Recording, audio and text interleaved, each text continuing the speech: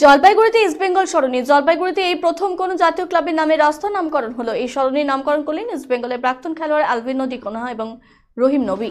Sound box বাজিয়ে বাবুপাড়ায় অনুষ্ঠান চলল। যদিও পুরসভা চেয়ারম্যান পাপিয়া পাল জানান, তারা সাউন্ড বক্স অল্প সাউন্ড দিয়ে বাঁধিয়েছেন, কোনো চোঙা ব্যবহার করেনি। জলপাইগুড়ি পৌরসভা উদ্যোগে এই ক্লাবের নামকরণ করা হলো। ইস্টবেঙ্গল ক্লাবের সাথে জলপাইগুড়ি যোগ দীর্ঘদিনের ইস্টবেঙ্গল ক্লাবের গোল রক্ষণ মনিলাল ঘটক সহ জলপাইগুড়ি পৌরসভার থানা মোড় থেকে বাবুপাড়া স্বর্গীয় দাজু সেনের বাড়ি পর্যন্ত রাস্তাটি ইস্টবেঙ্গল সরণি হিসেবেই নির্ধারিত করা হয়েছে।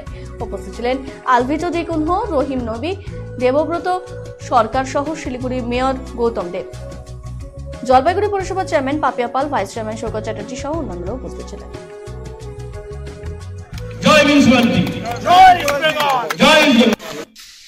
ইস্টবেঙ্গল নামে জলপাইগুড়ি এই জায়গায় রাস্তার উদ্বোধন হচ্ছে। গোয়া থেকে যখন প্রথমে ইস্টবেঙ্গল আসছিলাম মনে হচ্ছিল বড় একটা ভুল করছিলাম আমি। গোয়ানিজ অনেকে হোমসিক হয়, তখন ভাবছিলাম কি ডিসিশনটা কি ঠিক ডিসিশন নিলাম কিংবা ভুল ডিসিশন নিলাম। কিন্তু এখানে এসে ইস্টবেঙ্গল লাস্ট প্রায় অনেক বছর ধরে আমি ইস্টবেঙ্গল ক্লাবের সাথে যুক্ত ছিলাম কিংবা আছে, আর আজকে এই রাস্তার উদ্বোধনে আমি একটাই কথা বলবো, আমি খুব গর্ব ফিল করি, খেলতে ভালোবাসি।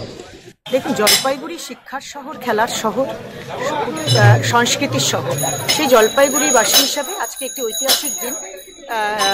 ইস্টবেঙ্গল ক্লাব নামাঙ্কিত একটি রাস্তা আজকে জলপাইগুড়ি পুরসভা থেকে উদ্বোধন করা হলো এবং এই অনুষ্ঠানে আমরা উপস্থিত ছিলেন আমাদের মেয়র, শিলিগুড়ির মেয়র গৌতম দেব থেকে শুরু করে আমাদের বিধায়ক ছিলেন এবং আমাদের জননেত্রী মহুয়া গোপ ছিলেন এবং তৎসহ সকলের উপস্থিতিতে পুরসভার সমস্ত টিম, আমাদের ভাইস চেয়ারম্যান ছিলেন, চেয়ারম্যান ইন কাউন্সিল ছিলেন এবং আমার সহকর্মী সমস্ত কাউন্সিলর বৃন্দ সহ আজকে আমরা একটি রাস্তা, যেটা থানা মোড়ের দ্বিতীয় গেট থেকে এসপি রায়ের বাড়ি অব্দি একটি রাস্তা ইস্টবেঙ্গল ক্লাবের নামে নামাঙ্কিত হলো। এবং শুধু ইস্টবেঙ্গল ক্লাবই নয়, আমরা আগামীতে মোহনবাগান ক্লাব থেকে শুরু করে আমরা কৃষ্ণকুমার কল্যাণী, ডক্টর অনুপম সেন এবং এসপি রায়, এগুলো আমরা এই কিছুদিনের মধ্যেই আমরা